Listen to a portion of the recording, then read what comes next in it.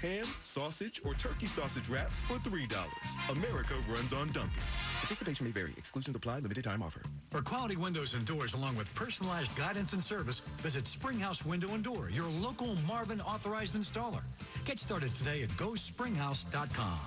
If you're a fan of Intamin's Little Bites muffins, you'll want to try Intamin's Little Bites chocolate chip cookies. That's right, cookies. 6 bite-sized, soft-baked, delicious cookies in every pouch. Bring home some Intamin's Little Bites chocolate chip cookies today. Now, Classic Rock 102.9 presents the greatest of all time, as voted by you. Here's Andre Gardner and Tony Harris. Harris, Bruce Springsteen, just like what we were talking about last night with The Who, he has so many amazing songs, and it's just interesting to see how everything would shake out. And you know what? I think it's pretty representative, this top 5, of Bruce Springsteen's music as seen by his fans. You know, no big surprises on there, what you would come to expect from Bruce. I would, although I actually looking at the absence of maybe just one cut from Born in the USA. I thought that might have been 2, but Representative, I'm taking a look at this, and yeah, you're absolutely right. I mean, it's pretty much emblematic of exactly what happened over the years and what people have requested. I mean, you look at 4 and 5, for example, and 4 and 5 are some of the biggest request items we have for Bruce. Oh, gosh. Yes. So if you're going with, like, Jungle Land and Rosalita, I mean...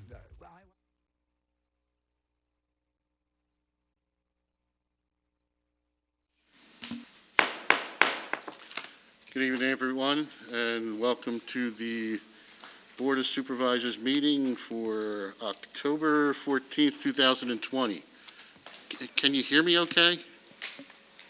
Okay. This is our... It's good to be live.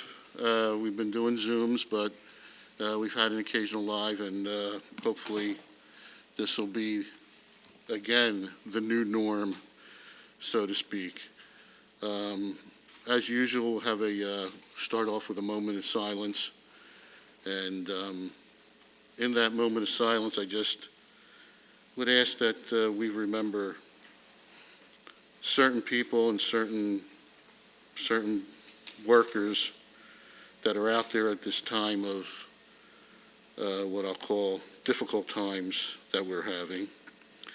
And, you know, I'd just like to say, let's remember the workers that are on the front line, the doctors, nurses, EMTs, police, fire, and so on. Let's also remember those that are what they call nowadays essential workers, but they've always been important to us. The supermarket workers, the delivery people, the restaurant workers. And let us also remember the people that work here in the administration, that keep the government functioning so everybody still has the quality of life that they're seeking. I'm sure we'll get through this, hopefully soon. And I mean, the one thing that all tongue-in-cheek here, but I'm seeing a lot of interesting masks out there, and that's, I guess that's one positive thing in a negative world. But if we could remember these people as we bow our heads right now in a moment of silence.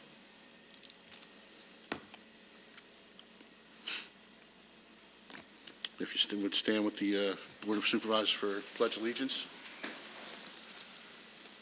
I pledge allegiance to the flag of the United States of America and to the republic for which it stands, one nation, under God, indivisible, with liberty and justice for all. Mr. Lewis, any changes or additions to the agenda tonight? One change, Mr. Chairman. Item 10A1, Planning Commission report, will be moved up under special actions, number 5. Okay. And we have no special actions tonight, is that correct? No, there are none. Okay, so I guess we'll go into committee meetings, which will be Mr. Fiddler, Planning Commission.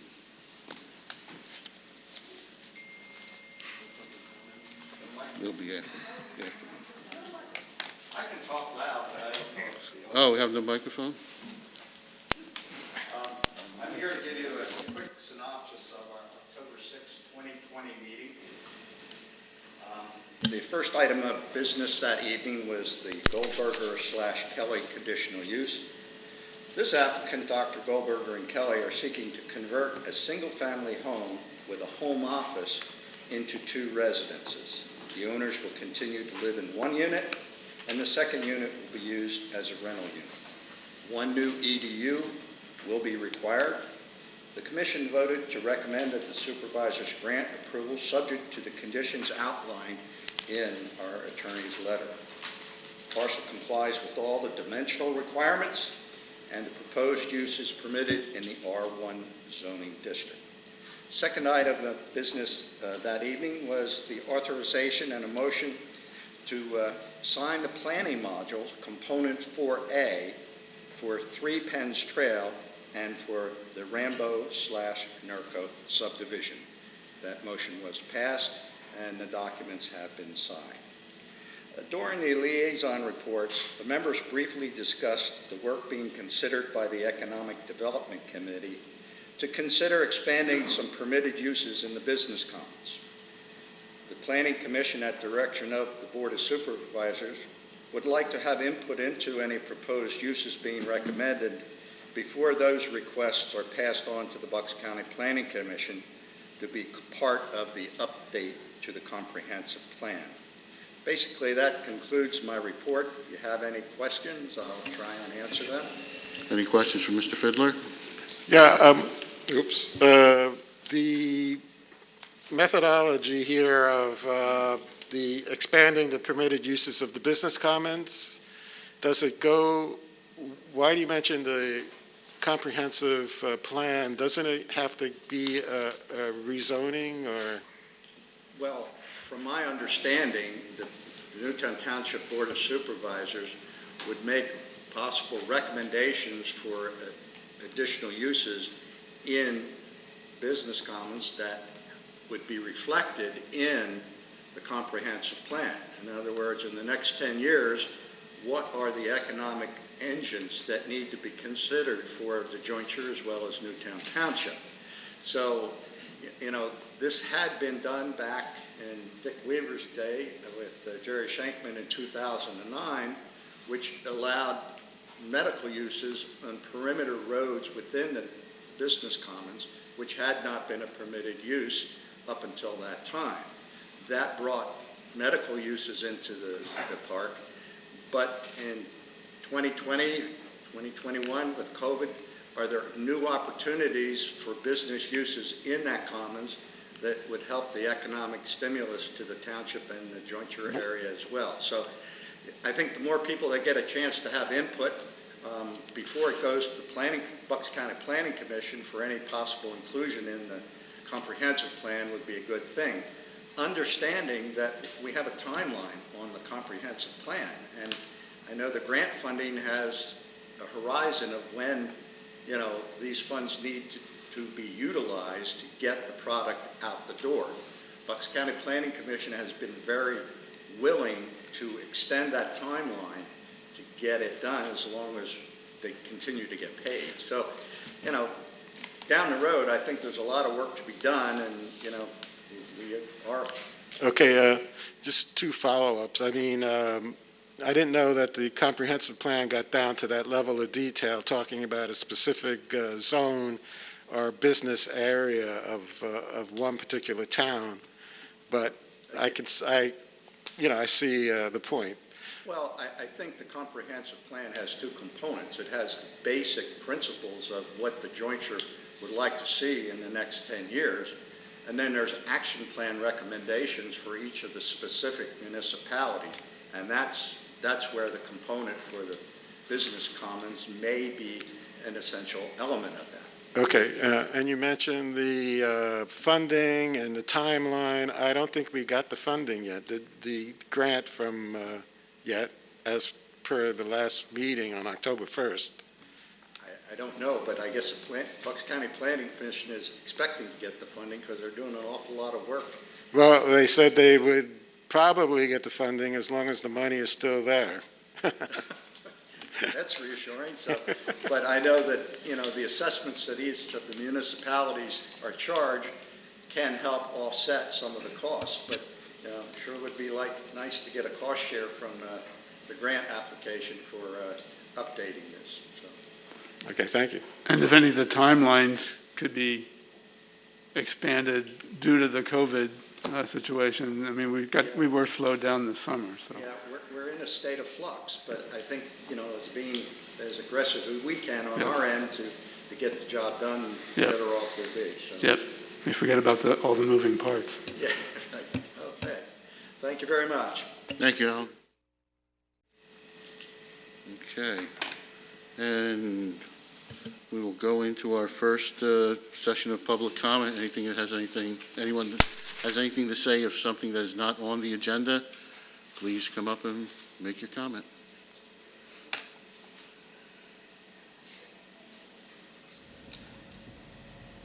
My name is Frank McCarron. I live at 42 Rittenhouse Circle in Newtown. Is that microphone on? Is it? Is it on? Yeah. Okay.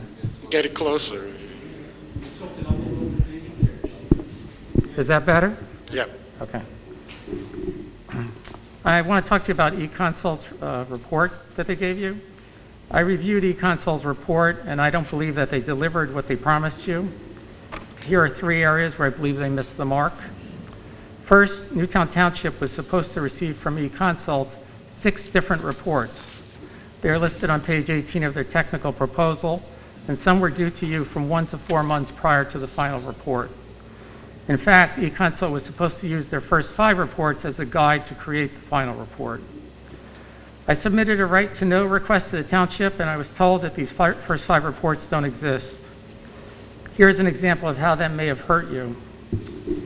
In their final report, there's a really good analysis of police compensatory time and overtime. eConsult wants you to lower police overtime by 30% by 2023, and that's in their recommended scenario 3.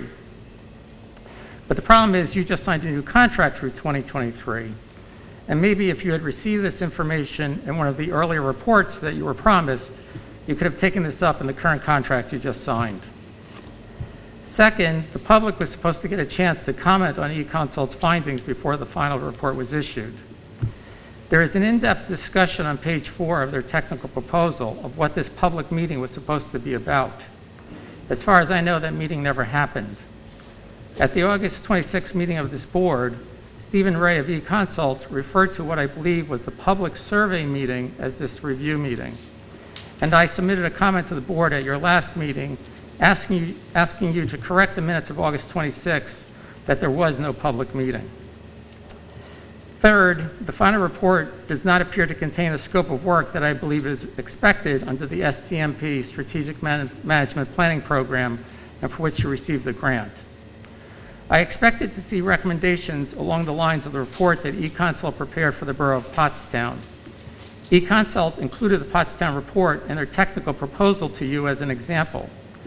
And according to eConsult, an STMP report is supposed to help you implement 5 budget measures. I want to talk about each measure and give you some suggestions. The first measure is cost containment. Your baseline forecast shows that general operating expenses will grow to be 20% higher in 5 years, from $12.3 million in 2020 to $14.6 million in 2025, an increase of $2.3 million per year by 2025. eConsult does not tackle this increase with cost containment measures. For the Borough of Pottstown, on the other hand, eConsult proposed $1 million per year in expense cuts. The second measure is adoption of best management practices to achieve operating efficiencies. But this is what eConsult says in their summary of recommendations, which is section 12.5 about efficiencies. It's a major expenditure recommendations pertain to improving efficiency by way of increasing personnel. In other words, instead of spending 20% more in 5 years, they are recommending you hire 10 more employees and spend 30% more in 5 years. So their way of having you deal with spending $14.6 million by 2025 from an efficiency perspective is to spend $15.9 million instead. eConsult highlighted an operating efficiency measure in their discussion of the staffing of the police department. They just didn't propose that you do anything about it. eConsult said that Chief Hearn's analysis shows that we need 12 more officers. And if you think about the impact of the jointure, I can understand that. The jointure steers to you all the commercial development that the other townships do not want, all of which require emergency services. You get more restaurants, which have fire risk. You get establishments serving alcohol, which have DUI risk, and retail, which is petty theft risk. Upper Makefield and Wrightstown preserve their rural makeup without those risks and without those costs. The problem is we can't afford 12 officers, so the forecast only includes 3. Now, in terms of staffing, and this is the operating deficiency issue, eConsult refers to an ideal police staffing ratio of 1 supervisor for every 6 officers. Out of a department of 29, which we now have 13 officers with a rank of corporal or above, excluding the chief. If we hired 12 more officers for a complement of 41, then we would be in a 3-to-1 ratio. But if we only hire 3 officers, then with a complement of 32, operating efficiency calls for less supervisors and more regular patrol officers. After discussing all this in the report, eConsult chose not to address it. So does that mean the solution is to live with supervisors performing regular patrol officer duties? The third measure that eConsult was supposed to help you with is revenue enhancement. eConsult's version of revenue enhancement is for you to raise the millage rate from 4.5 to 11.75 mils. And to put this in context, the millage rate in 2016, when Delancey Court, where I live, was built, was 2.5 mils. So eConsult wants you to impose a millage rate that is almost 5 times higher than when Delancey Court residents moved in. I would argue that raising the millage rate is not what's meant by revenue enhancement. Instead, I would point you to section 4.4 of the report, where they have a recommendation they label ADM 01. eConsult recommends you hire a full-time code enforcement officer. And eConsult also recommended you increase zoning and permit fee collections so the position becomes self-sustaining over 3 years. But then they say in a footnote, the revenues generated from hiring a new code enforcement officer were not included in future revenues to remain conservative in our analysis. That's ridiculous. If you believe in the revenues, then you include in the forecast and hold someone accountable. If you don't believe in the revenues, then you don't fill the position. And while we were talking about the code enforcement officer, other townships use this as a split position. Both Wrightstown and Doylestown have a split fire marshal code enforcement officer. But if you still want a full-time code enforcement officer for $60,000 to $80,000 per year and are not willing to include the offsetting revenues in the forecast, I point out that you have 2 administrative assistants in that department whose salaries are already in that range. Either train one to be the code enforcement officer or remove one of the positions. And perhaps Mr. Lewis can take a second administrative assistant in lieu of hiring an assistant township manager. The fourth measure is the implementation of long-term economic development strategies. A lot of these ideas were already suggested by the Finance Committee. What's missing from the forecast is how much money you are willing to expend to accomplish these strategies. Hiring an assistant township manager is not enough. You need to hire experts, consultants who can find an employer to occupy the former offices of Lockheed Martin, or who could develop the business commons into a mixed-use property, and that takes real money. And if you're not willing to spend that money, keep in mind that eConsult Scenario 3 has you returning to deficit spending by 2024 and falling below your reserve threshold by 2025. So you better plan for 3 years of expenditures to implement these long-term strategies by 2024. Perhaps maybe you can get grant money to pay for these consultants. And that brings me to another thing. The other consultant you need is a certified grant writer. This person can pursue your money for long-term projects, as well as pursue other grant money that the other townships in Bucks County seem to be getting. The fifth measure is the pursuit of intergovernmental cost-sharing strategies. One thing that eConsult did not mention is that you have a 10-year contract for police services for Wrightstown that was entered into in 2012 and it's expiring in 2022. Wrightstown may have 1/6 the population and 1/5 of police response calls, but its square mileage to patrol is about the same as Newtown. And in my view, you should be getting twice as much as what you charge Wrightstown right now. If the police department needs more officers, then negotiate a new contract with Wrightstown to pay for them. And in my view also, the jointure itself should be contributing to police officer funding, given that they're sending all the commercial development to you. So what went awry? Maybe before COVID-19, everyone thought a tax increase would be enough. We also know the eConsult manager left in the middle of the engagement, so maybe their analysis just didn't get flushed out. I believe it will be more difficult to manage all that has to be done without some of the separate reports that you were promised. Lastly, I want to talk about the fire department. I had a Facebook chat with the Volunteer Fire Association, and they say they're having trouble covering weekends. With or without the SAFER grant, you should be hiring 2 or 3 more career firefighters so you can reallocate scheduling to cover weekends. If you do not get the SAFER grant, you should press Newtown Borough to pay for these firefighters. I also believe for the same reason that the jointure should be covering to our police coverage, they should be covering to our fire coverage because of the commercial development we're taking from the jointure. If you do get the SAFER grant, I understand that the plan is to hire a deputy fire chief. I don't think you can afford this position based on your long-term forecast, and I say that because I think I've already said I don't think you can afford a fire chief. But I'd rather see you hire only 3 firefighters and spend $100,000 per year as incentives toward retention of volunteer firefighters, similar to what's done in Northampton Township. And also maybe you can get a grant for that. But if you do decide that the organizational structure calls for both a career fire chief and a career deputy chief, just bear in mind that these 2 career positions will cost you over $1 million over the next 5 years. One thing going in your favor, I also think the 5-year baseline forecast that eConsult gave you, it strikes me as too conservative. Historically, expenditures have been under budget, and EIT revenues so far in 2020 are looking good. But with COVID-19 still affecting the township and all the uncertainty around EIT, I would urge as much belt tightening as you can tolerate. And a tax increase will be a lot more palatable for residents if you're seen as doing your part to keep expenses under control. Every department head should be pursuing revenue and cost-saving strategies. If the ideas I mentioned are not worthwhile, then negotiate amongst yourselves and prioritize your spending needs. Thank you. Thank you. Anyone else for public comment? I have some comments that were submitted by email. Sure, go right ahead. These involve Arcadia. There was a comment submitted by Joan L. Farb of 211 Sequoia Drive. She says, since I have prior commitments, I cannot attend the October 14, 2020 Newtown Township Supervisor meeting. Thus, I am submitting my public comment on the Arcadia litigation by email.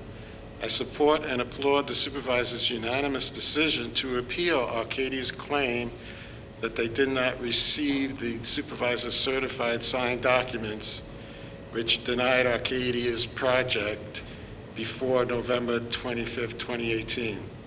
Arcadia's development will create extremely dangerous traffic conditions, especially U-turns, to allow access to the bypass.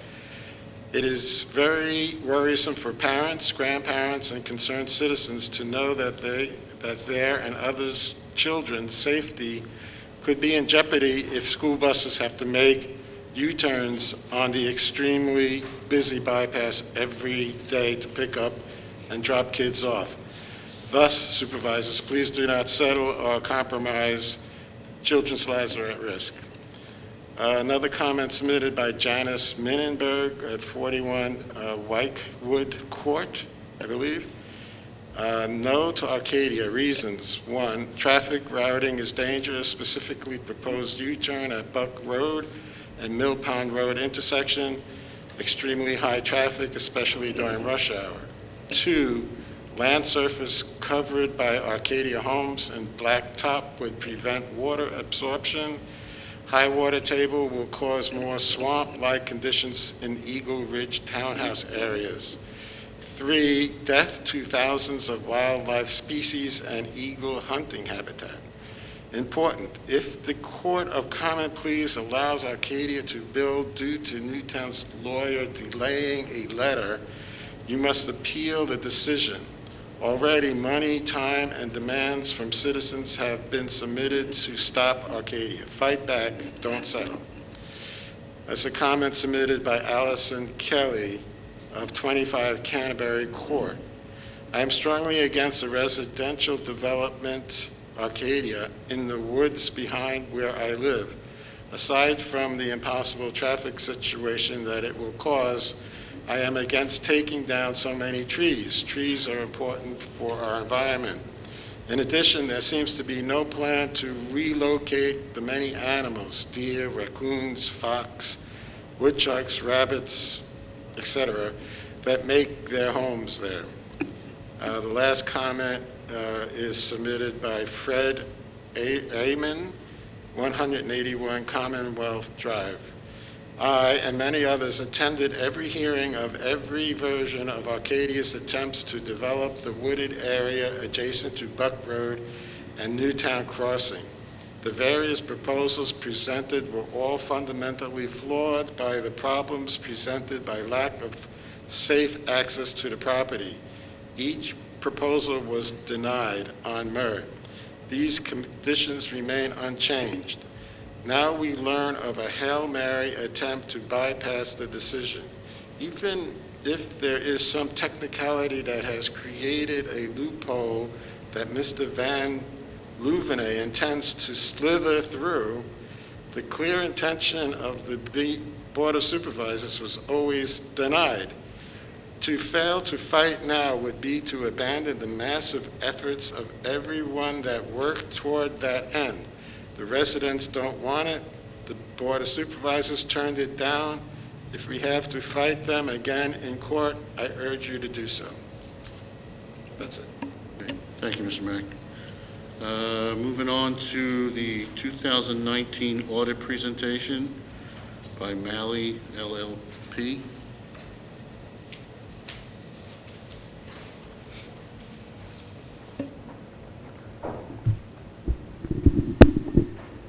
I have a handout. My understanding is circulated through email, so I have a few hard copies, not enough for everyone. If anyone needs one, I have about 3 or 4, but otherwise I will talk through the numbers and the results of the audit. My name is Mike Gentile. I'm a manager from Malley LLP. I've worked on the Newtown account for the last few years. Don Pierce is the partner on the account. Don and I are going to go through some of the high-level numbers that are in your financial statement audit, look at some trends, and then communicate what we call the SAS 114 level. That is the information that us as auditors are required to communicate to the board. On the first page, if you have the handout, is a look at your net position. It's important to know that this is on what we call the government-wide financial statement, or a full accrual financial statement. So this is going to include both short-term and long-term information of the township. It's similar to what you would see in the private sector, where you're capitalizing fixed assets and depreciating them over their useful lives, and you're putting your long-term debt on your balance sheet as a liability, and recording principal against that liability instead, rather than as a expense in the period you pay it. Also on your net position on their government-wide balance sheet would be items like your Oped liability and pension liability. So in 2019, you had a net position of roughly $32 million. So it's important to know that this doesn't mean there's cash of $32 million. Of this 32 million, 29.6 roughly is your fixed assets, your capital assets, net of the related debt. If you look at the trends over the 5 years, in 2015, your net position was as high as $37 million. Again, at the end of 19, it was 32. The next page, if you have the handout, is looking at... Could we ask questions while you're talking? Sure, or yes. Do we have to wait to the end? No, you can ask questions, sure. So from 2015 to 2019, there was a 14% decrease, is what I'm calculated. My math may not be good, but is there some significance that you see in that? Is it unusual, or? It can be a lot of different things. It's a trend. We'll see when we look at the funds too, that your governmental fund net position, or governmental fund balances have declined as well. Well, the fixed assets haven't declined, I imagine, or have they? I'd have to look at the balance year over year. I mean, they're getting depreciated each year, so in a sense, it's what new fixed assets you're adding versus what's being depreciated each year. So I mean, we're including in those fixed assets like vehicles and things like that. Correct. Yep. Vehicles, infrastructure. Yep. I don't think it's a trend, though, that is just entirely seen here in Newtown. There have been some changes. Can you just come up to the microphone and introduce yourself? Or? Hi, I'm sorry. I'm Don Pierce. I'm a partner at Maley. I work with Mike on the audit. And I just wanted to say also, I have seen a decline on some townships just because of the change in the accounting rules and the way other post-employment benefits had to be reported, and in the manner pension plan reporting has occurred over the last couple of years. New regulations for pensions were several years back. Other post-employment benefits were maybe 2 years ago, I guess. But there is some just the manner in which townships were required to report their pension and other post-employment benefit liabilities may have been a factor in the 5-year trend as well. And that's all I really wanted to mention. Okay, thank you. Would this net position be affected by anything like a loss in the EIT tax that we were collecting from, say, a Lockheed Martin of $700,000 per year, the sale of an asset for $500,000? Would they reflect in these figures here? Sure. Anything that would reduce your bottom line, okay. Your net income in the for-profit world would reduce the net position. Correct. Okay. Thank you. The next page, if you have it, is again just looking at a 5-year trend of the changes in net position. In 2019, your revenues were $14.1 million approximately. Expenses $14.5 million. At the end of the day, that's a results in a decrease in your net position in 2019 of $375,000. On the next page, I'm going to talk just about general fund. We're looking at a budget to actual here. In 2019, you budgeted for $11.7 million of revenues. Actual revenues in the general fund were $11.9. That's a positive variance of roughly $200,000. Total expenses in 19 were budgeted for $12.3 million. Actual expenditures were closer to 11.8. That's a positive variance of roughly $550,000. Other financing uses in 19 were budgeted for $668,000. Actual were $493,000. That's a positive variance of roughly $175,000. So when you look at it in the big picture, the general fund had a budget for a deficit of roughly $1.3 million. The actual general fund results were a decrease of $370,000. So what that did is take your general fund balance from $2,516,000 down to $2.1 million, $2,147,000. The next page is a 5-year history of your general fund balance. You can see in 2019, as I just mentioned, general fund balance was $2,147,000. If you look at the 5-year history, it was as high as almost $3.5 million in 2016, $3.1 million in 2017, and then, as I said, 2.5 in 18 and down to 2.1 in 2019.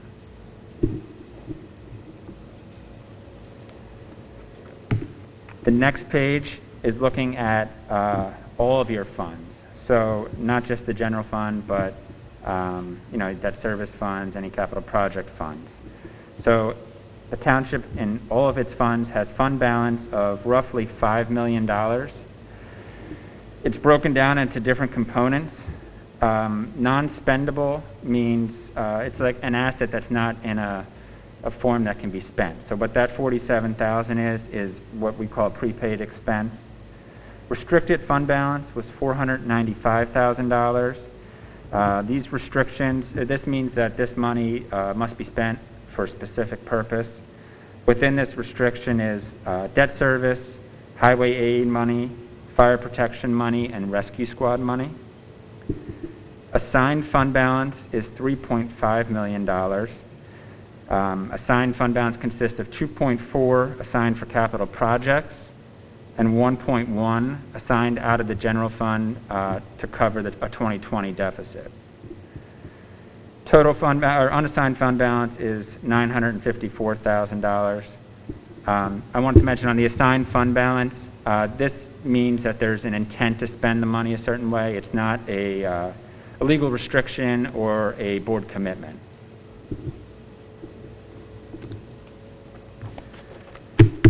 Next, I want to go over some of the information that us as auditors are required to communicate to the board.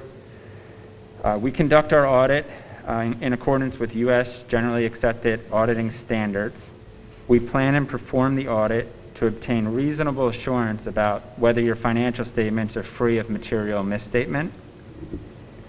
And after performing those procedures, we have issued a clean or what's known as a clean or unmodified opinion on your statements. So that means your statements are in accordance with generally accepted accounting principles. There's two matters that we emphasized in our report. One is what's called GASB 84. That's just the most recent GASB Governmental Accounting Standard Board, most recent GASB requirement the township is required to implement. So you're up to date on all your GASBs. And also COVID-19. Even though COVID was mostly a 2020 event in the United States, we are required to disclose it as a significant subsequent event. And because of its significance and some of the uncertainties it creates, we are emphasizing it in our report, just due to the nature that you don't know how long outbreaks will be and when there could be lockdowns again, things of that nature. The uncertainties that COVID creates is why it's being emphasized in the report. Before you go on, before you turn the page? Yep. Could you go over what GASB 84 is again? Yes. So GASB 84, it's for fiduciary activities. So the Newtown has the developer's escrow fund. So the simplest way, I think, for me to explain it is it required you to show the activity in a profit and loss statement. Previously, you only had to report a balance sheet. All of your assets equaled the escrow liability, and it was presented in that manner. Now you present an income statement with that, which will show the ins and outs when funds are released for professional services or returned to developers, things of that nature. And those funds would carry over year to year as projects come to completion, and we release that escrow. So Yep. there's a special accounting. Okay. Yep. Got it. On the last page, if you have the handout, just a few more things. There was no transactions noted lacking authoritative guidance. We're required to communicate all of the townships, or the township's most significant estimates. These estimates consist of depreciation expense, your other post-employment benefit liability, your pension liabilities, your fair value of investments, and compensated absences. And then lastly, there was no difficulties or disagreements we incurred during our audit with management, and all audit adjustments were provided to township management and have been posted by township management. And that's all I have. Do you have anything else? No. Yeah, I mean, he talked a little bit about the Governmental Accounting Standards Board, and really the whole issue with GASB 84 was more a matter of presentation than anything else. Unfortunately, in the coming years, this whole concept of government-wide statements and trying to present statements on a full accrual basis, like a for-profit type of entity almost, came about back in 99 or 2000, and before that for 50 years, government's pretty much just operated on a short-term focus, cash in, cash out, more or less, and comparing things budget to actual.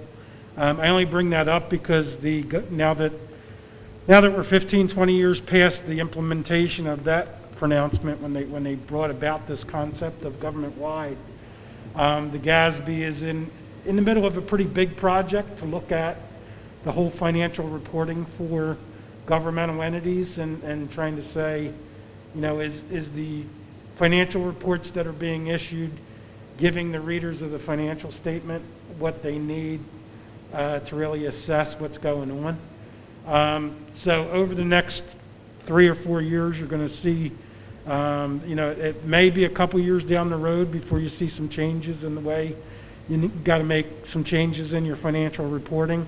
But that is on the horizon, and it will be a project that will probably be coming more and more to the forefront in 21, particularly 22, with implementation going in 23 and 24.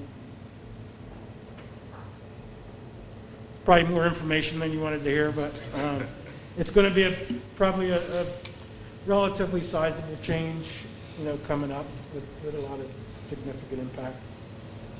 Any questions?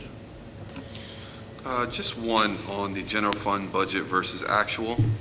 And you talked about the variances, and we're all pretty much positive on a revenue perspective, expenditures, other finance sources. Just what's the other financing sources, just so I'm clear on that. And by the way, this looks great. So you would, based upon this report, you'd say that our township manager is doing a nice job managing the funds here. Yeah, I mean, you would concur with that. Positive variances on the original budget, so it was not a situation where it was going the other way. So I think that's positive. Okay. I think I thought the other financing sources and uses, I'm just going off the top of my head, I thought were transfers. Okay. With the other governmental funds. Okay. Well, if you want to just shoot like a note on that, I don't want to hold you guys up. Yeah, it's transfers, $507,000 transferred out of the general fund to other funds. And then there's sales of fixed assets of roughly $15,000. Gotcha. Thank you very much. Was that to the recreation fund? Yeah, we'll check the back. Yeah, it was all budgeted transfers. Thank you very much. Well, I'd like to ask from your opinion and from your final determination, and I think a lot of the people in this township want to know, what is your opinion of the status of this township as we're going through budgetary process? We just had a study done, and you've heard it, Mr. McCarron give a very detailed report about it. The bottom line is what I'm asking. I didn't see it. I got your report here. I didn't see any kind of a bottom line opinion, but since you are the auditors, could you tell us something? Well, I mean, I look at two things. I look at your net position, and you have a positive net position. And that, although the government-wide statement of net position includes fixed assets and long-term debt, so it's not just cash. It's more of a long-term focus. I think the fact that you have, a healthy net position on the government-wide is a positive. I know you're faced with challenges from a budgeting standpoint and from some declining revenues in some areas, and you're seeing some decreases in, your overall net position. So that's certainly something I think you want to address. But the statement of net position on the government-wide is really one indicator of where you're at and whether your financial position's improving or deteriorating. So, also I know everybody looks at fund balance. You know, I think you have a fund balance of, what was it, 2.1 million at the end of the year in the general fund. You know, certainly, I think that's, you know, a positive fund balance, but it's been on the decline. So I think overall, everything that you're addressing and trying to deal with, trying to increase revenues, and the fact that you went out to e-consult and you're looking at ways to, you know, improve things, you know, I think that's kind of tells me, you know, that you're trying to address things and really get that fund balance to either stay the same or go back on a positive trend. You know, there's always that situation where your fund balance starts to go too much on the positive trend. You know, it's you have too much fund balance. But yeah, overall, those are some of the things that I look at. You can have too much fund balance? What know, percentage is too much? It's funny, but you know, yeah, there are a lot of governmental entities out there where, you know, if you have too much fund balance, does that mean you're collecting too much in charges, collecting too much in revenue? Should you be, you know, decreasing some service costs or some tax revenue in some areas? Would 14% be too much, or 25%, or 50%? Typically on fund balance? What's GFOA say? 2 months expenditure? Yeah, I mean, a lot of times fund balance, you know, you used to hear the term 8% of general fund revenues. You know, I think at least that's what you do probably more so in the school district arena. In the township and municipality arena, I like to see fund balance healthier than that. Isn't there an organization, I forget the name, who's the GFOA. Yeah, the Government Finance. They recommended 17% or something like that. Yeah, 16, 17. So anything above that, you would consider too much?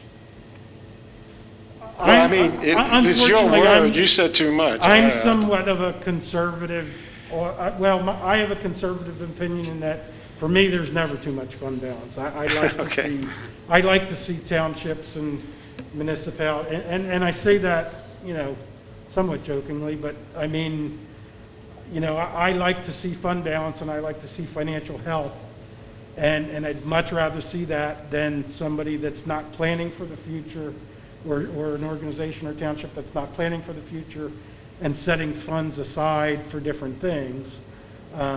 But, you know. Okay, so you're not going to commit to a number. Okay. Well, where you should be on a fund balance? Yeah, I generally agree with what the Government Finance Officers Association says.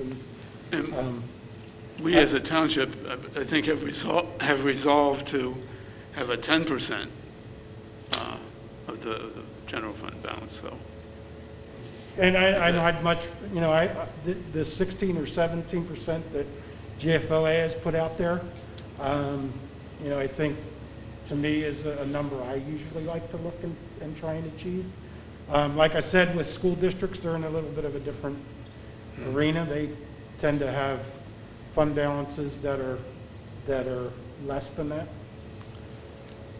And I just had one other question, and I think I know the answer, but you would say from your report, from your audit, that we're following a generally accepted accounting standards and that we have a clean audit.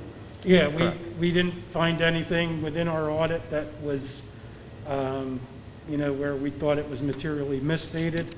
Management gave us everything we asked for. There was no scope restrictions in our audit. We weren't waiting for information that we couldn't get our hands on. So, you know, all the things that we typically look for were great. And, you know, we certainly appreciate the township's help in, you know, getting us the information that we need for the audit.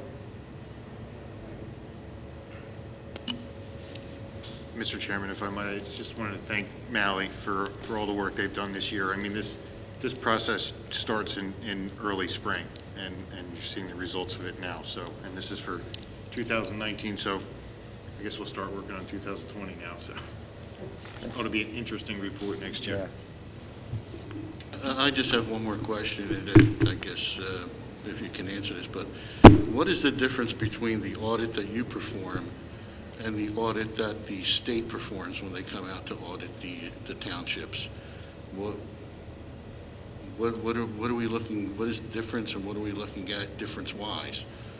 Because we do get audited by the state auditor's department. And I'm just saying, what are you looking at that they may not be looking at, or vice versa? Or are you looking at the same thing, and it's just a process of repetition? I don't believe, and correct me if you want to chirp in here, Mike. I think there is a little bit of a different focus on what they're looking at versus what we're looking at. I think we're looking at the township as a whole. I think there are certain areas that they may look at a little bit more than we may, just to make sure that you're in compliance with any programs in particular that may affect them. So I do think there is a different scope between the two. The reporting that is done is different, and the opinions that are issued are different. So I do think there's a little bit of a different scope. Yeah, I think with us required to perform our audit in accordance with generally accepted auditing standards, there's different things we're doing, different requirements where we might be looking at invoices and supporting documentation that maybe they are not. So there's just some of the standards are different with what we're required to do in order to be able to issue an opinion. And they're not giving a report that puts a financial statement in accordance with generally accepted accounting principles. So, you know, that we're reporting basically on those financial statements themselves and saying that we've tested the underlying transactions and sampled various things to make sure that your financial statements that are being reported are fairly presented in the way that, you know, in accordance with generally accepted accounting principles, so that a reader such as, you know, a credit rating agency or somebody else sees them in a format that they're used to seeing. Thank you. I just want to make sure we're getting the bang for our buck out there, that's all. So you're saying we are? Yeah. I know that's you wouldn't say we weren't. I mean, that's but from what you're telling me, the difference is that you do a more extensive research on the township, whereas maybe the Auditor General's office is just looking at numbers and the spread of the numbers. You're looking at the overall performance of the township. Right, and they're probably looking at some different key metrics that maybe they're focusing on than we are. Yeah, and some of your bond issues and things like that too also require an audit in accordance with generally accepted accounting principles, which is the other big reason, you know, that, you know, you're performing the audit in the first place. Okay. Thank you. If there's no other questions, I think you're done for the evening. Thank you. Thank you. Okay, we have no minor approvals. Next is a public hearing, Goldberg Kelly, conditional use, 26 Eagle Road, residential conversion. Mr. Marshall. Thank you, Mr. Chairman. Before Mr. Marshall proceeds on the application, I would like to mark as Exhibit B1 for Board 1 a copy of the application. Exhibit B2 is CKS's review letter dated September 11th, 2020. Exhibit B3 is a photograph depicting the posting of the property with notice of this evening's hearing. Exhibit 4 will be the proof of publication of notice of tonight's hearing in the newspaper. Those are the board exhibits. We do have Mr. Marshall here representing the applicant. And Mr. Marshall, will you have any witnesses that you want to get sworn in advance? Yeah, well, I have Dr. Goldberger. I think I should have him sworn. So certainly. Raise your right hand. You swear to tell the whole truth, nothing but the truth, so help you God? I do. Can I have your name? If it pleases the board, I know we're having, it's a little more arduous than usual under the circumstances. What I'd like to do is maybe make the presentation of the case and ask Dr. Goldberg to affirm what I've said is correct rather than trying to go colloquy through these masks when nobody can hear, unless the board has an objection to that. Sure. Mr. Sanders, any objection to that? No objection to that, Mr. Marshall. Appreciate that. Thank you. Thank you. And firstly, if I might, I really don't have any physical exhibits to give you tonight. All of the exhibits are a part of the application, so perhaps we can just mark the whole application as Exhibit A1. Sure. So it's in the record, and it has all the plans and all of the supporting documents. A lot of this presentation has to do with the technical issues that are in the ordinance regarding conditional uses and for this type of conversion. And so I'll try and run through those very quickly with you. This is the application of Drs. Harvey Goldberger and Bonnie Kelly, who are both present, and they're requesting a conditional use under Section 404A2 of the zoning ordinance for use 803B16 residential conversion, which is permitted by conditional use in the R1 district. The property in question is 23 Eagle Road, and its tax parcel 29-6-013, and it's a 2.36 acre parcel, again, as I said before, zoned R1. The proposal is to convert an existing 4,062 square foot single-family residence, which currently has 2 professional offices located in it, previously approved by both a zoning decision and a court stipulation, and convert that into 2 residential units per Section 404A2 by conditional use. It's the intention of the applicant to abandon both professional offices. If you look at me and both of them, we're at the age where we're giving up our practices little by little, and they are giving up a dental practice and a psychology practice. And because this is a large house and they want to continue to live there, they'd like to convert it to a 2-unit so that they can have a rental income as part of it. No patients will be seen on the property, and we will remove all professional office signage. 1 residence is to remain for the applicants. The 2nd unit is to be converted from the professional office areas and to become a residential unit. And there is no change to the exterior of the property envisioned whatsoever, and all renovations will be interior only. There are certain specific requirements of Section 803B16 for this residential conversion, and I'd like to quickly go through them. 1, that the building has to have been built more than 15 years prior to the adoption of the zoning ordinance, and this unit property was built in 1956 and meets that criteria. That the property complies with the yard requirements, and in the residential district, all yard requirements are complied with the proposal. Again, no additional exterior renovations. When we get to your 1 review letter, I will talk about 1 question that's raised in that letter regarding a yard requirement. The lot exceeds the lot area requirement of 803B16, which essentially says that if you have 2 units, then you have to have double the size of a single-family residence.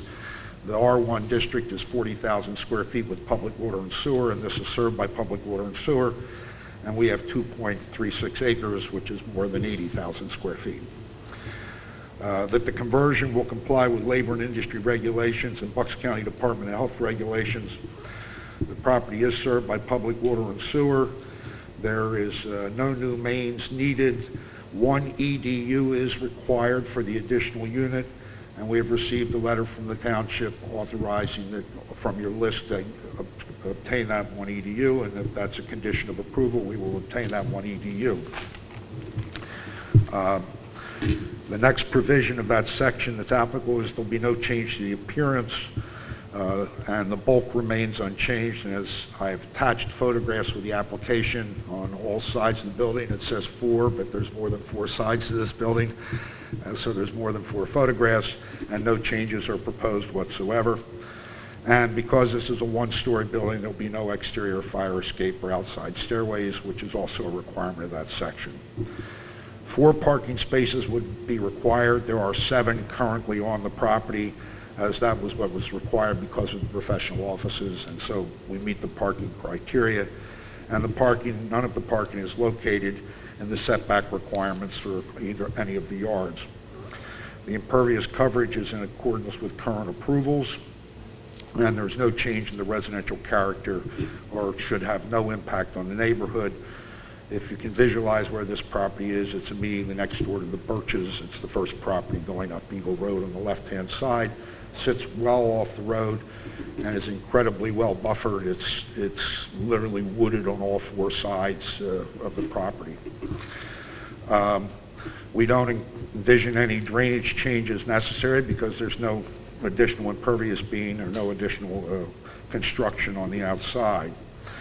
The minimum floor area of for two-bedroom units is 900 square feet each, and these units will be 1,791 square feet and 2,271 square feet respectively. In addition, Article 13 has requirements for conditional uses generally, and they are as follows. First, that it's in accordance with the comprehensive plan, and of course, since this is a permitted use in the R1 district, it is in compliance with the comprehensive plan and with the spirit and intent of the ordinance. It will not be detrimental to any of the properties in the immediate vicinity, and we envision no change in appearance and actually think this will be an improvement because we anticipate much less traffic than when there were two professional offices being conducted there simultaneously, including the dentist's office, which did generate a certain amount of traffic. And it will no longer be a commercial use, and there'll be no employees on the property. Is the property appropriate? We believe it is. We're not changing the residential vision of it whatsoever, and it will still look the same. It meets the requirements of the ordinance, and we believe that the existing access has no detrimental effect on traffic and safety, and it's less intense and less traffic will be generated. In addition, that section has special considerations for residential conversions, and they are as follows: that we supply you photos, which we have done, that the plan attached shows the location of the structures and improvements, and we provided that the plan shows compliance with the room size, type of units, floor area per occupant, and open space, and our accountant has all of our application has all those provisions in compliance with the ordinance, and obviously has to locate the dwellings in the plan with dimensions, and that's there too. You should have among your packet a review letter from CKS dated September 11, 2020. I'll just quickly run through those. Item 1 is just a comment. Item 2 is a will comply. Item 3 is the need for the one EDU, and that is a will comply. And we are locating the water and sewer locations on the property on the plan. Item 4 talks about a condo association. This is not intended for sale. It's simply going to be a rental unit. But the Planning Commission recommended a condition of approval that if in the event it ever were to be condoed in the future, that could only be done if we came back to you and then presented you appropriate homeowners documents and what have you. And we are agreeable to that as a condition. There's really nothing to prepare now. The owners will be responsible for all maintenance and upkeep. Item 5 is the comment I talked about, the 40,000 square feet versus 80,000 square feet, and that's a will comply. That is being changed on the plan, and it's a will comply. And now the interesting one, and Mr. Sanders can opine on this. The use B16 provides a lot size requirement for residential conversion. And I've already told you, in this case, it would be 40,000 times 2 or 80,000 square feet. However, if you go to the Section 404 section, it lists all dimensional requirements like side yards, rear yards, lot size, and it lists them residential, and then at the bottom it says other uses. And the question that was being raised in Michelle's letter was, is this another use? If it's another use, then therefore you need 5 acres. Well, that's inconsistent with the specific provision of Section B16. In addition, B16 is a residential section of the ordinance. All the Bs, 803Bs, are all residential uses. And so the Planning Commission agreed that they believed that the residential mathematics are what should apply. Michelle was raising it as a question, and you'll probably have to refer to your solicitor, but the Planning Commission felt that this was a residential use, and therefore the mathematics for residential, except for the double lot size that was required specifically, were the only requirements that had to be met. 7 is a will comply, no change, and it is fully buffered. 8, the site distances are being put on the plan, that is a will comply. And the same with 9, that's a will comply. And then item 10 in her letter is just a recap of the conditional use requirements, which I already went through with you. So having said all that, I would ask Dr. Goldberger, did I say anything that was incorrect about your intentions? No. It is your intention to reside there now and to just simply have a rental unit out of what's more space than you need, you and your wife? Is that correct? And you have, keep your voice up, because she's trying to... We have to hear you. Yeah, come up here, because she's taking a record. Yeah, and we also should come up to the microphone, Dr. Goldberger, please. Yes. Thank you. I'll start that over again if it's all right. Thank you, Don. Dr. Goldberger, did I say anything to the board that was incorrect in terms of your intentions or what we planned for the property? No, everything was very accurate. And you no longer have your dental practice there? No, I've been retired officially since 2018, and we haven't had practice there since that time. And based on the previous approvals and the improvement you have there, the 2 professional officers you there were taking up almost half of this property, were they not? More than half. Okay, and that's what you're going to be converting essentially, for the most part, to a residential Pretty much, use. yeah. I have no further questions, but I'm sure he'd be happy to answer any questions the board has. Any other testimony, Mr. Marshall?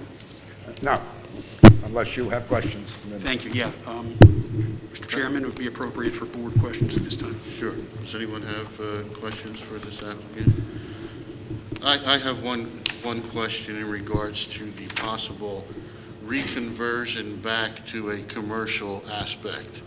Is that covered in It should be a condition of your approval, but I would say to you that I think the condition is the abandonment of the existing offices, because it never was commercial. These were both home offices, and there was the reason why there was a court stipulation is under the ordinance, your home offices only allowed 1 professional office, and we had 2, and so that was the nature of the application, and we had to resolve that with an appeal to court and then a stipulation to settle it. So there's a court order that allows 2 home offices, but it's not zoned commercial, it's zoned R1. Okay.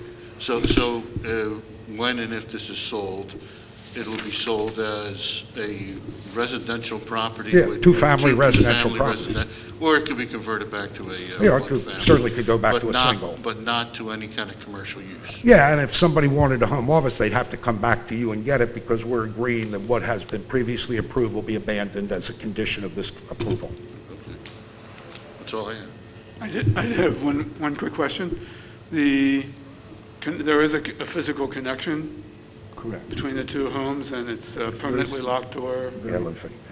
Yeah, there is, but the item 2 in Michelle's letter is the necessity to go through the building codes and do the proper fire separations and all of that. So that's what that's a will comply. We know we have a building plan approval process. We didn't want to go buy an EDU until we knew whether we had a conditional use, and then we were going to go forward. You know what Dennis just said brought something to mind. In the future, can this be considered a 2-unit condo dwelling? Well, not without doing a condominium plan and a lot of work, and what we were agreeing to as a condition, what Michelle was raising was we would need some documentation that you knew that everything was being cared for, so we're agreeing as a condition of this approval that we would not do that process without coming back to you and getting all that approved. We don't have any intention for that, to be honest with you, but her concern was that you'd approve this and then we'd immediately file a condo plan and sell it as 2 units, and we're agreeing that's not what we will do. Good. Thank you. At this time, Mr. Chairman, it would be appropriate to receive any public comment. Do you want to establish the motion first? Yeah, sure. We can make the motion and then open it up for discussion and public comment, certainly. If the board is of a mind, this would be a motion to grant the application of Harry J. Goldberger and Bonnie L. Kelly, 26 Eagle Road, Newtown, PA, for a conditional use to convert a single-family residence with 2 professional offices to a single-family residence with an additional single-family residence, thus abandoning the professional office's uses. The residential conversion is permitted by conditional use pursuant to Section 803B16-8A of the Joint Municipal Zoning Ordinance. Approval is granted subject to the following conditions. 1, compliance with the CKS engineer's letter of September 11th, 2020, including but not limited to the following. A, prior to the issuance of an occupancy permit for the proposed residential use, the proposed changes to the building must be approved by the township building inspector, and the applicant shall comply with all requirements imposed by the building inspector. B, the plan for the proposed residential conversion shall be amended to show all existing and proposed water service and sanitary sewer laterals. C, prior to the issuance of an occupancy permit for the proposed residential use, the applicant shall provide the township with will serve letters from the Newtown Artesian Water Company and the Newtown Bucks County Joint Municipal Authority, and shall obtain 1 additional EDU from the Sewer Authority if required. D, the applicant shall revise the zoning information table on the plan to state the correct minimum lot area for the 2 residences cumulatively, or shall satisfy the township as to why the listed lot area is sufficient. E, the parking lot must continue to be screened between Eagle Road and all side yards. F, the applicant shall revise the plan to show adequate site distance along Eagle Road and the property, and if there is not adequate site distance, such adequate site distance shall be established and maintained. G, to the extent required by the Americans with Disabilities Act, all walkways and stairs shall comply with ADA requirements for safe access and movement. H, prior to the issuance of an occupancy permit for the proposed residential use, all professional office use signage shall be removed from the property. I, no business may be conducted on the property or in either residential unit. J, the property and the 2 residential units may not be converted to condominiums without the prior written approval of the township. K, the applicant shall remain responsible for maintenance of the property, whether they live at the property or not, until such time as alternate maintenance arrangements are made to the township's satisfaction. And L, a condition that arose from our discussion tonight, the property shall not be converted to a non-residential use without the prior written approval of the Board of Supervisors. And finally, number 2, all review fees owed to the township shall be paid in full prior to the issuance of an occupancy permit for the proposed residential use. That is the motion, Mr. Marshall. Are you? They are all satisfactory to the applicant. Thank you. Okay. Do I have such a motion? Motion to approve. Second. The motion is second. Any questions, further questions from the board? Open it to the public. Any questions from the public? Okay, seeing none, I'll call the question. All those in favor? Aye. Any opposed? Passes 5-0. Thank you very much. Thank Everybody you. stay safe. Take care.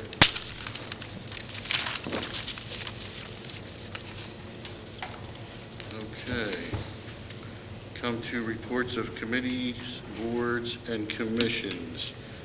We've had the Planning Commission already. I will pass it on to Mr. Fisher, if you have anything to report. I do have a short report. I attended the Finance Committee meeting last evening, and on the agenda, we had a lengthy discussion about the financial forum that we had, that I think this last time that we met, the Board of Supervisors met, we agreed to it as a concept. And last night, the Finance Committee, we put some details to it, some dates. And I did send an email to the board member. If you would like a copy, I made some hard copies, but basically, unless you want me to read it, we'd like to do they renamed it to a financial town hall to be held on Saturday, October 31st from 9:30 to 11. We have engaged Stephen Ray, who presented at our last meeting on the 23rd. We asked him to indulge us with an additional meeting with the public to answer questions about the report, the STMP report. And as part of that, since the work session next Monday will be about a budget presentation, we anticipate that there would be some questions around the budget presentation as well. So we're thinking that Mr. Ray would do a quick presentation, maybe 15, 20 minutes. There'd be question and answers, and hearing comments from those gathered as well. We anticipate having it in this room. If there is more than 25 people, we would need to consider doing a Zoom meeting. Other than that, I think that hits the highlights. Now, we did, in order to determine whether how many people are planning on coming, we are asking for a pre-registration, and we propose, I don't know if Mr. Lewis is okay with this, and if Ms. Kvenko is okay with that, but we are suggesting that we do a pre-registration by contacting Olivia, and we can keep an eye on the numbers of people. Registration deadline would be a couple of days before, so we could make plans around the room or to have a Zoom meeting. Other than that, I'm just going to try to. Don't know if the board needs to take any action, or if we just proceed with the planning for that. I think we talked about this prior. Yep. To setting it up. Can people submit any questions prior? Say they can't make the meeting, but they have a question. Is there going to be an email system where they can send something in? That sounds like a great idea too. Maybe. Well, I'm just looking at maybe if you have more than 25 people, instead of reorganizing and trying to do a Zoom, maybe they can have some way of submitting a question via email, and that question could be asked of Mr. Ray on that particular time. Yep. And could you think Olivia could help us out with that too, or want me to I can put my township email address in for that? Okay. That sounds good. Good. Anything else? Question? No, nothing. Good. Okay. Thanks. We also discussed, and Mr. McCarron mentioned it, pursuing grants in the upcoming year of actually doing a concerted effort to do that. And if we get Mr. Lewis some help, maybe that'll happen a little more easily. Thank you. Yep. Okay, Mr. Mack. Okay, I attended several meetings prior to this, and with Mr. Fisher, we both attended the Newtown Fire Association meeting on September 28th, and the NFA President, Warren Dallas, read a letter from him and NFA Chief Matthew Gerhardt outlining the challenges facing the Newtown Fire Association regarding continued staffing and leadership challenges. This letter was also forwarded to the Board of Supervisors by Chief Forsyth before this meeting. But due to a variety of reasons, noted Dallas, the Newtown Fire Association is at times unable to provide the proper minimum staffing to respond to fire calls in Newtown Borough, Newtown Township. Also, I was surprised to hear that Chief Gerhardt announced he was retiring from his leadership role at the end of the year. And when Mr. Dallas asked for if there were any volunteers to fill that role, none responded.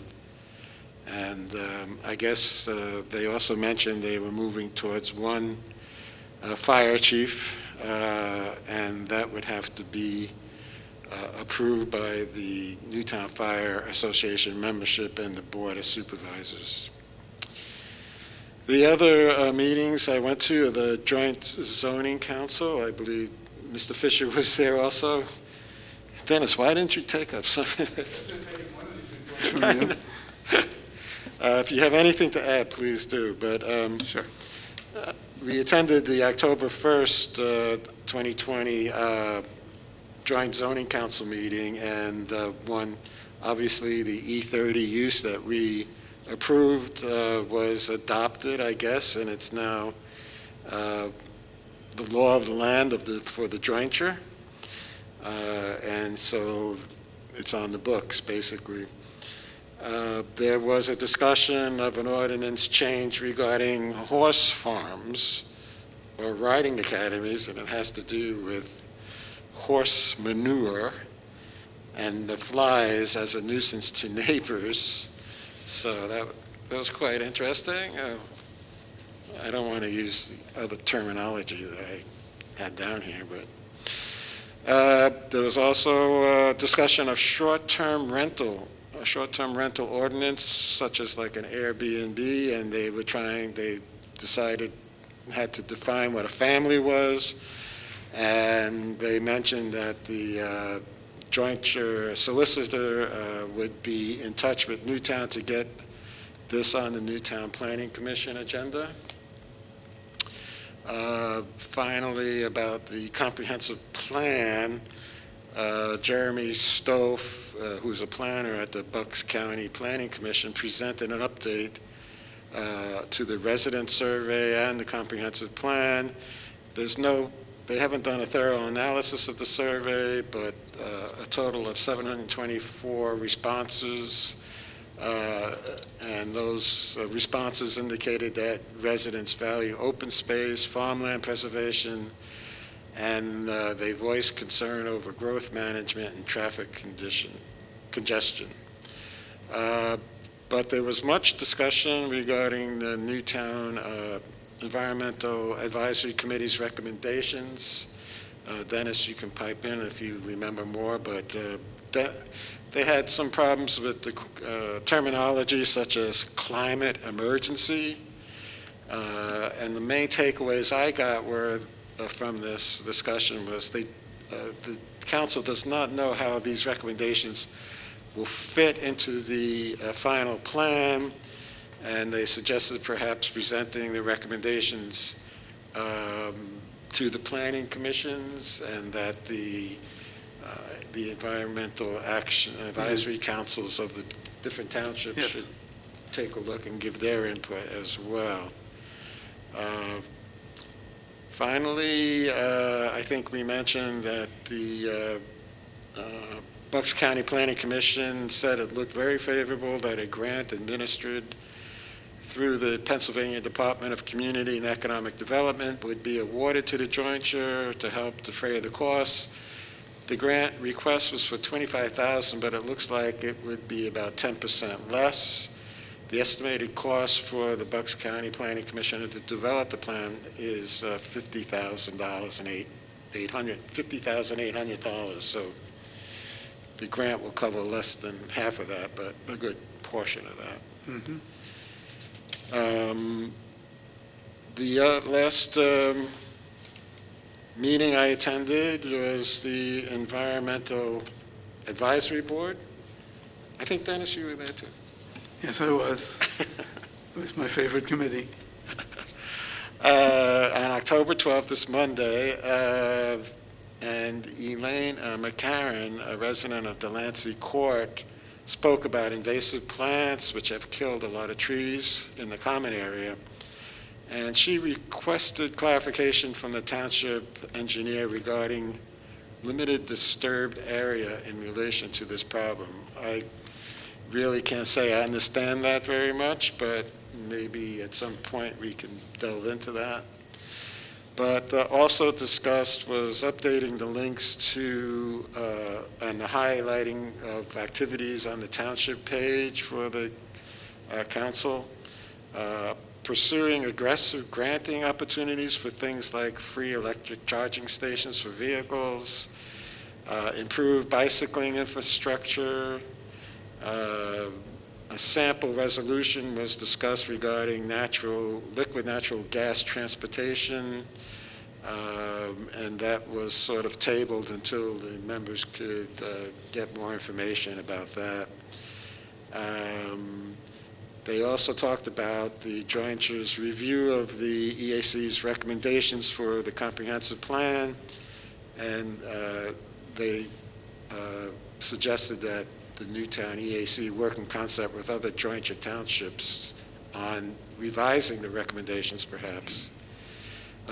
Finally, the members asked me to remind the township of its request to include $250 line item in the 2021 budget to cover miscellaneous expenses, and that they also wanted to remind the township that it just released to the township $173 in funds it received from the Audubon Society. Did you get that, Mr. Lewis? Great. I think that's all I have to report. Thank you. Thank you. Mr. Davis. Thank you, Mr. Chairman. I have the Park and Rec report. Upcoming programs, we have Asian cuisine, super scientists, special needs financial planning, line dancing, action karate, and a nature series about spiders. Also, I have another event coming up. The Newtown Rotary is holding their annual used bicycle and sewing machine drive on Saturday, October 24th, 9 to 12, at the parking lot across from Old St. Andrew's Church. Every year for about the last 18 years, we've collected bicycles and sewing machines that we pack up and ship to third world countries where they actually use them for transportation and for various different needs related to that. So if you have an old bicycle you want to get rid of, October 24th, Saturday, 9 a.m. Thank you. That's all I have, Mr. Chairman. Thank you. Mr. Oxley. I have to say, I'm a big fan of getting a little bit more accessibility for bicycles in this township. That'd be fun, as my family bikes a lot, so I'm all for that. But anyway,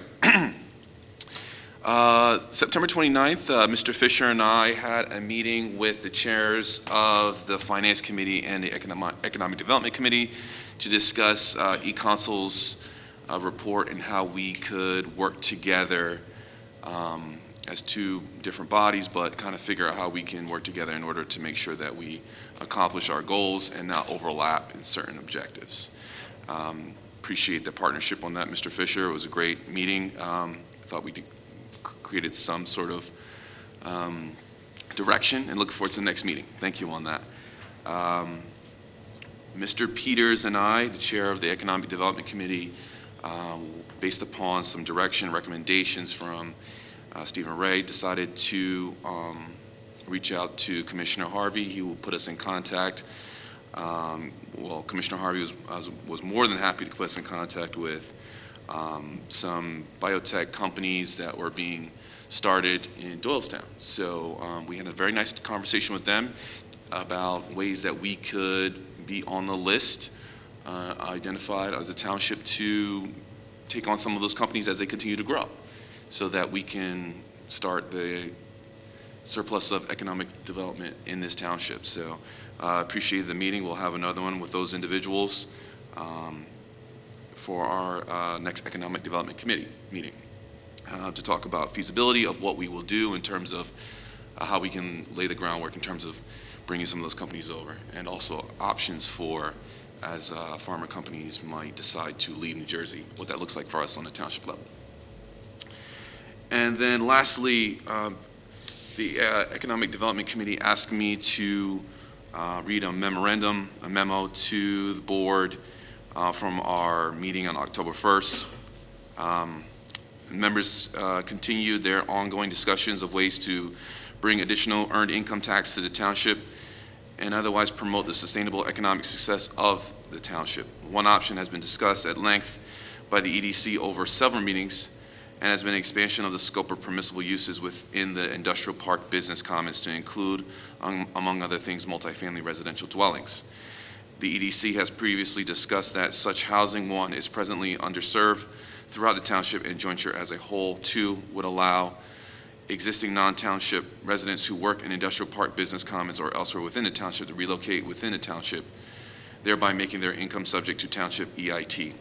And three, serve as a necessary first step in the ultimately broader and more comprehensive renovations of the industrial park business commons as a whole. The EDC was pleased to learn that the eConsult Solution 5-year financial plan, in particular Section 10 Economic Development Strategy, echoed the EDC's beliefs on this matter. Specifically, the 5-year financial plan highlighted the success that introducing multifamily residentials has had in reinvigorating other declining industrial districts in the area into active live work and play districts, and specifically suggested that such use be considered within the industrial park business commons. Based upon the like-minded approach of both the EDC and the 5-year financial plan, the committee discussed further that the township would benefit from the Bucks County Planning Commission considering and providing comments as a part of its preparation of the draft of the 2020 Comprehensive Plan on the feasibility, benefits, and/or determinants of expanding the scope of permissible use within the OR, LI, and OLI zoning districts to include multifamily housing. As outlined above, the EDC has previously discussed and evaluated the success that introducing such housing types into nearby industrial districts in Horsham, King of Prussia, has had in helping to support the economic development in those areas, and feels that the township would benefit from exploring the feasibility of a similar approach within the industrial park business commons. And as the Planning Commission had mentioned earlier, all the things that we're thinking about long-term for our township, I think a lot of the discussions that, like obviously the ones that Mr. Fisher and I are having currently, and also bringing the Planning Commission would be tremendous in terms of making sure that long-term we are successful in our township. So I know that there's been some debate on eConsult having, maybe not done the entire work that they're supposed to, but I think based upon some suggestions they've made, they've actually propelled us in the right direction in terms of going to Commissioner Harvey and Commissioner Harvey putting us in contact with these folks that are already in discussion or willing to have discussions with us. They've actually already toured Newtown before, and based upon what we've talked about in the EDC about rezoning and so forth, it might actually work out that we might end up landing some really nice companies here. Thank you. Yeah, that's a great idea and a great way to revamp the business commons. In the past, there was a gentleman, Mary, maybe you probably know all the names here. Was his name Mr. Strauss, who did he work for the yes, and he was involved with finding businesses coming to, at that time, our township. So I don't know if he's still around. He may be retired by now. Okay.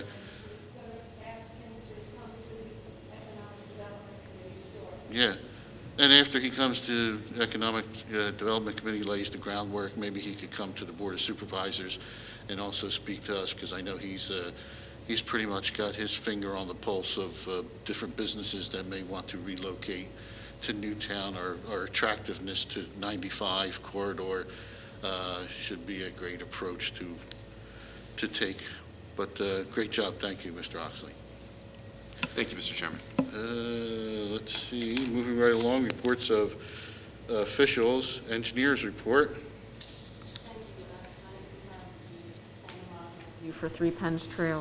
This was submitted to the township by Holmes Cunningham Engineering. This includes 2 EDUs, which are included in the connection management plan, so we're okay there. We recommend review and approval and signature by the township manager.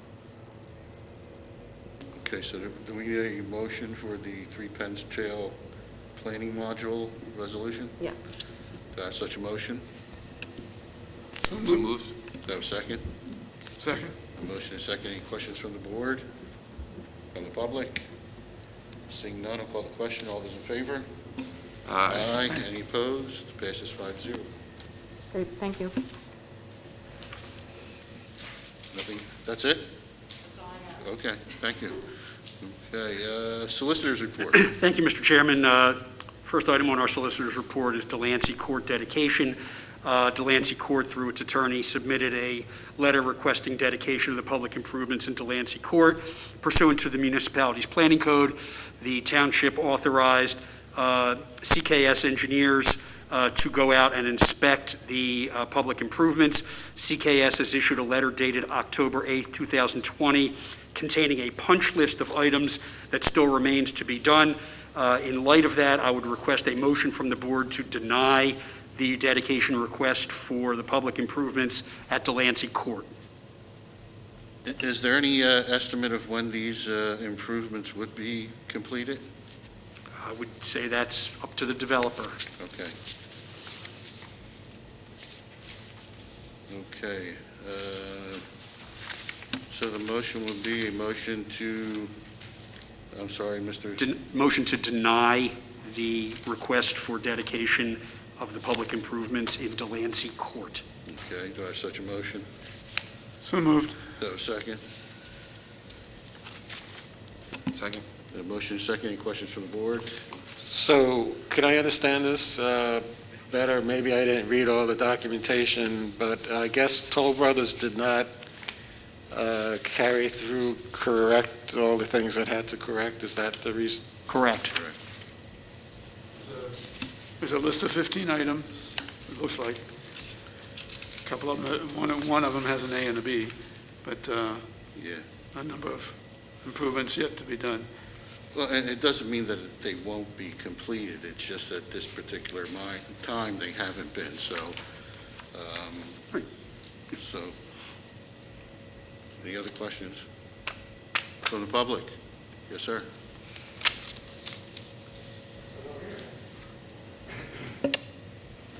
So I live in Delancey Court, and obviously I'm asking you to deny this motion. I just want you to know that half of Delancey Court is the street Rittenhouse Circle, and I live on Rittenhouse Circle. And there are 17 cracks throughout Rittenhouse Circle. And our homeowners association had core samples taken at homeowners' expense, which showed that the problem was in the road underlayment. And we believe we finally have agreement with Toll. It's been going on for a long time. I mean, the houses were finished 4 years ago. But the expectation is that they'll take off the top layer, repair the underlayment, and repave it. And this is quite an expense, and that's one of the reasons why we haven't been able to get anything done, because frankly, there's not enough held back. Because when you have to replace a road that's basically half the community, there's no incentive to do that. The incentive is to stall. They're going to use a lot of their funds. And a second aspect of this is that there's a master plan, which is a contract between Toll and the township, having to do with trees. And we have about 70 dead trees and shrubs. We've had them for years, and more have died. And so we've just been living with dead trees. It's really such an unattractive feature. And again, Toll's view is, yeah, we don't have to do anything until we finally agree to do everything. So it's been very frustrating. And so I don't know the options to fix this going forward. But when you have a major expense, like the road, half the road being ripped up, and it's going to take a lot of what's been set aside in reserve, there's just no incentive for the developer to do it. And then I just want to make one other comment, which is I see on this list that Lot 105, which happens to be mine, that CKS came out, there was an underground spring, which is news to me, but they said that at their observation, the area was dry. I know that after steady, long rain, the area is so saturated that, water will sort of burst through the pavers. And I don't know when they looked at it, they said the area is dry, but I would personally like them to come out after a steady rain and take a look at this, look at Lot 105.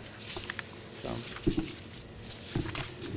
I guess the best suggestion I can give you in that case is if when it does happen, can you take pictures of it so you could give it to our engineer to take a look at, so.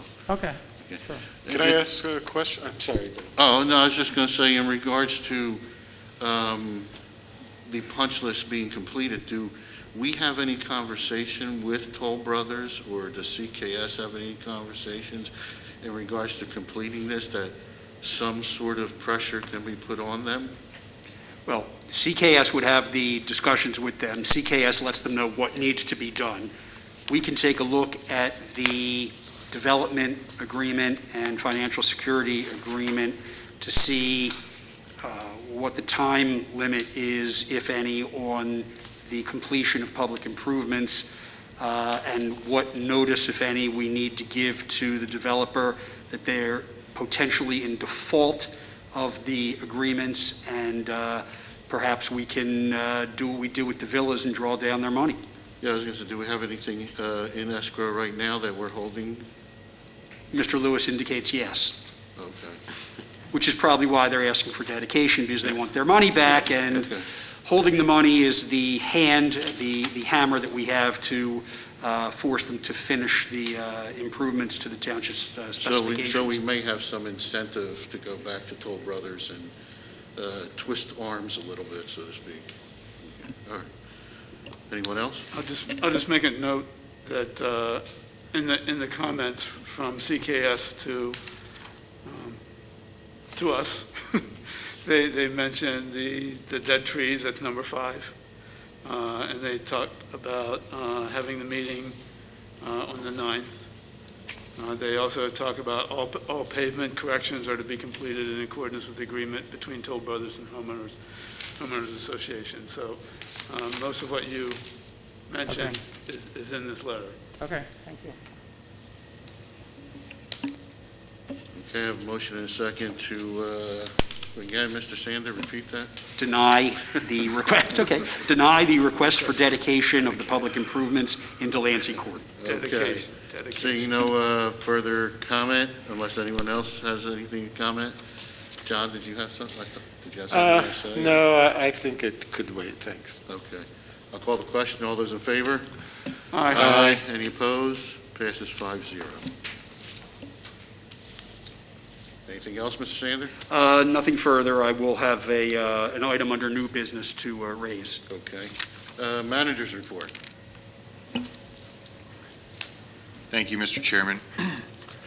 General fund balance as of today is $3,080,696. Plan expirations before the board with no action required. We have Chief Hearn here to give his monthly police report. Evening, Chief.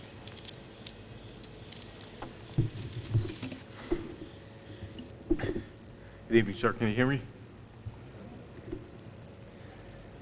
September 2020 police report, we documented 1,530 calls for service, logged just over 20,000 miles of routine patrol. We're still under COVID-19 precautions. We had 10 arrests. 1 was an active warrant. 1 was exceptionally cleared. We had 2 narcotics-related arrests for possession, 1 domestic-related assault, 1 PFA violation, protection from abuse violation, and 6 DUI arrests. Just a reminder, please take Uber, Lyft, taxi, call a friend. Do not drive while you're intoxicated. Notable jobs, on 9/13, we did have a job in the Saxon E development with a mental health suicidal male, possibly armed with a firearm. Several departments responded to that, and our department officers successfully mitigated and provided the assistance to the owner of the house. There were 3 death investigations, 1 for an overdose, 1 for suicide, and 1 for natural causes. We are currently operating in an ongoing narcotics investigation within the township, and we did deploy Narcan 2 times to an occupant of a township resident, and with successful revival. There were 63 traffic crashes, 8 injuries, 21 non-injuries, 17 deer-related collisions, so please pay attention to the deer that are also out there today. There was 125 traffic citations issued and 141 warnings issued. The aggressive driving detail ended at the end of August. Selective enforcement, we had 5 truck enforcement details, 2 with the task force, 2 in Newtown, 2 in Ridgetown, and 1 in Upper Makefield. numerous citations and traffic citations issued. A few vehicles and drivers were placed out of service. Public service announcements. DEA drug take-back is 10/24, October 24th from 10 a.m. to 2 p.m. It will be a drive-through right outside the administration building, so please, any unused medications, please come by between 10 a.m. and 2 p.m. and drop your medications off.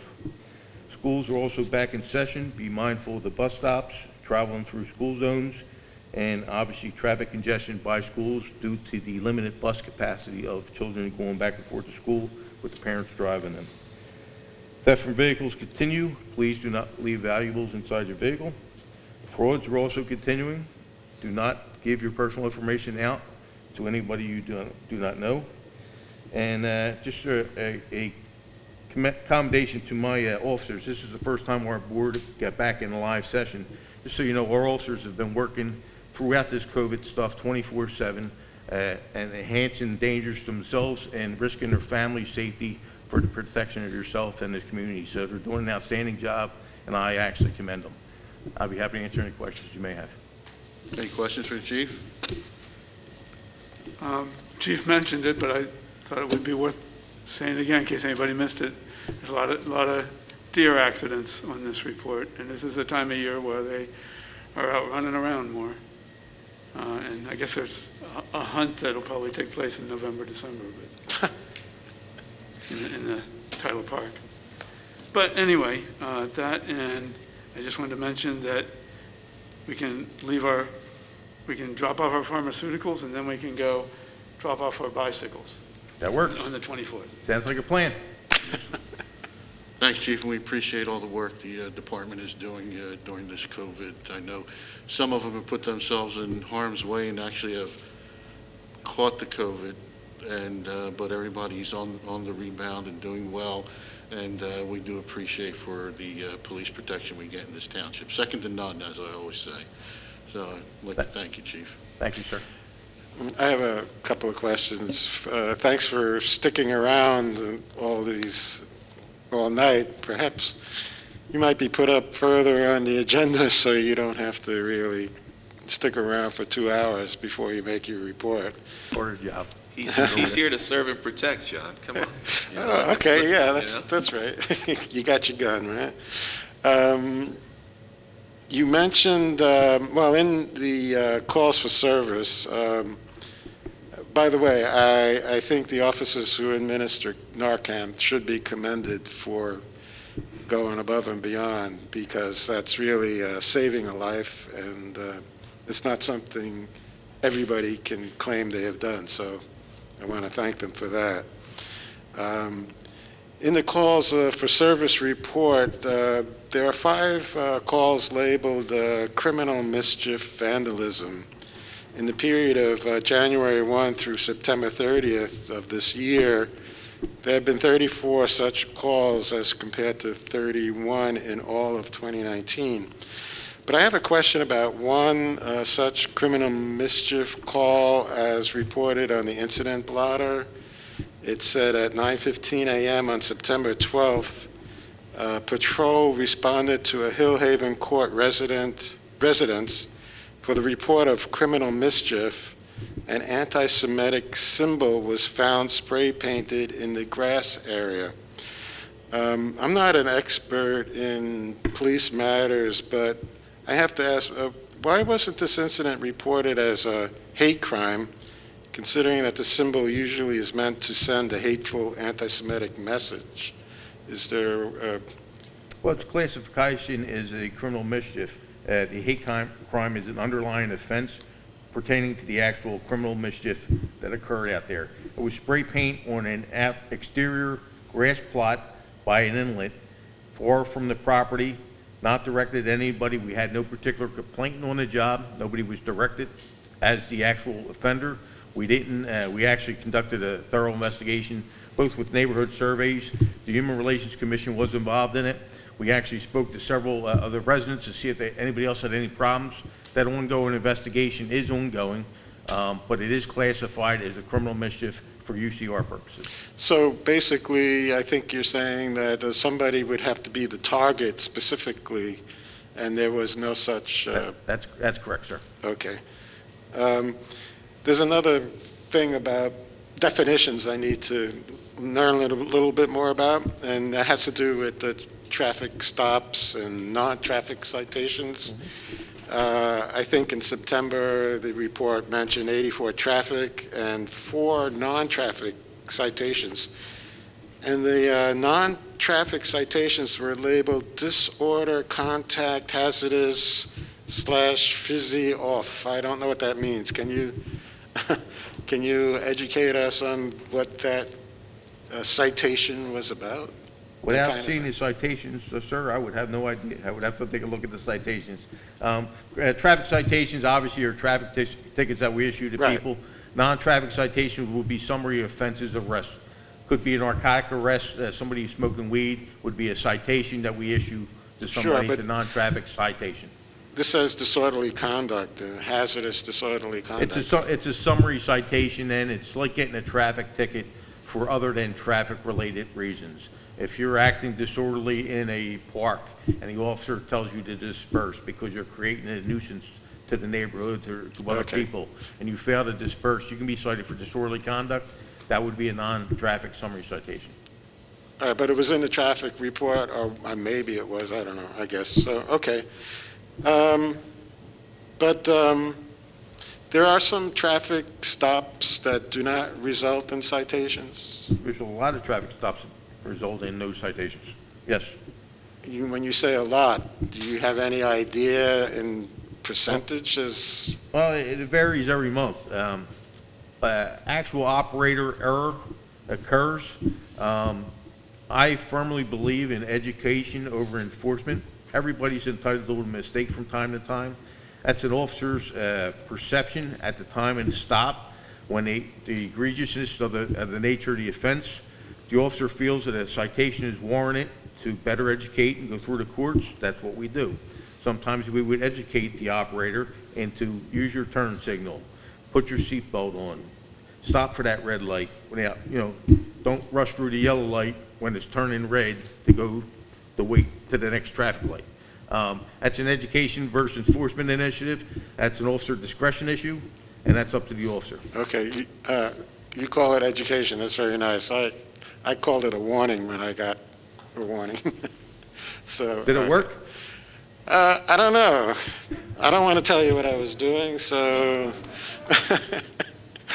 thanks very much for coming. Thank you. No problem. Thank you, sir. Thank you, Chief. Just a reminder, the budget presentation will be Monday, October 19th at 7 p.m. Just a quick note, the board met in executive session on Monday, October 5th, and this evening to discuss matters of pending litigation. And that's all I have. Thank you, Mr. Lewis. Minutes, bills, lists, and reports. Mr. Mack. Okay, here we go. I move that we approve the minutes of the September 23rd, 2020 Board of Supervisors meeting. Do I have a motion? Do I have a second? Second. The motion is second. Any questions from the board?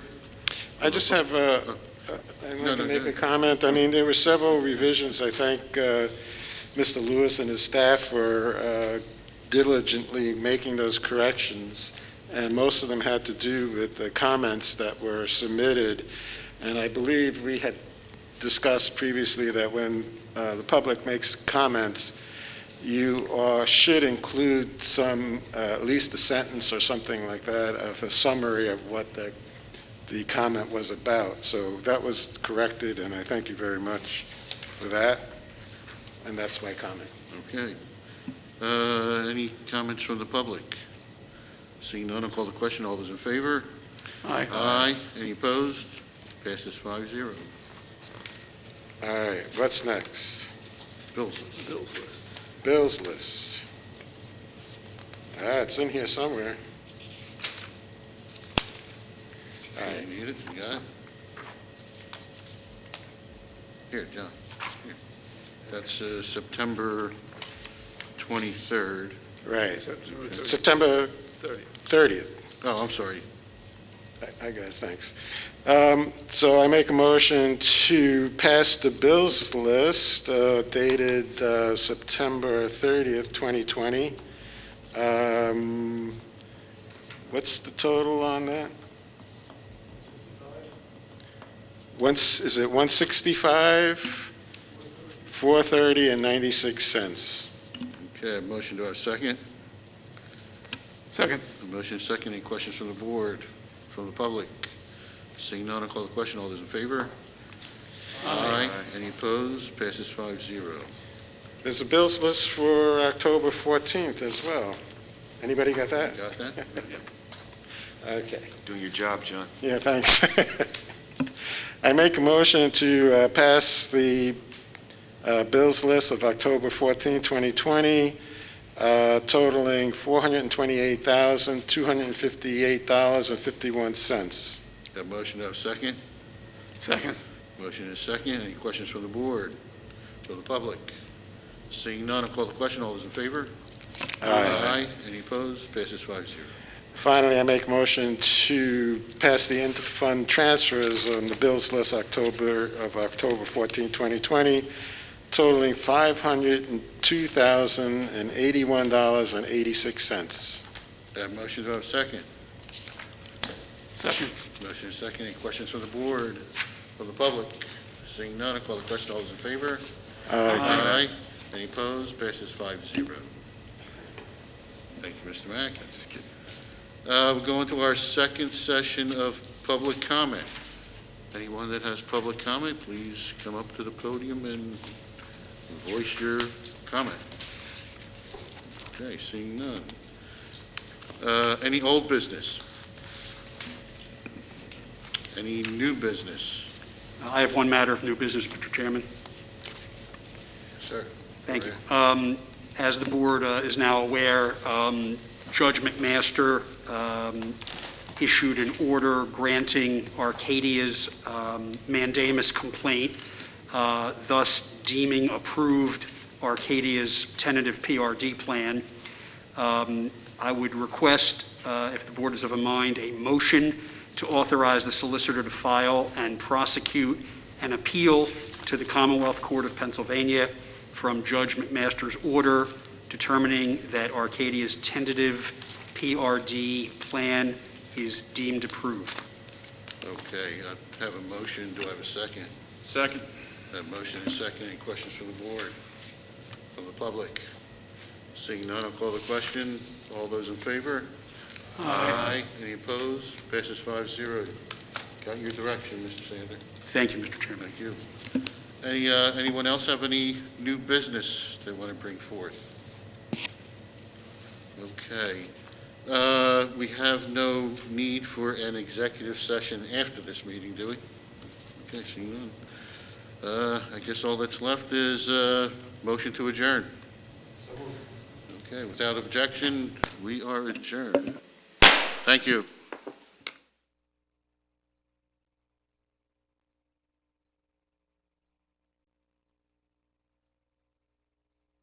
What's cool, too, is FanDuel will refund the first same-game parlay you lose on any NFL game each week up to $10.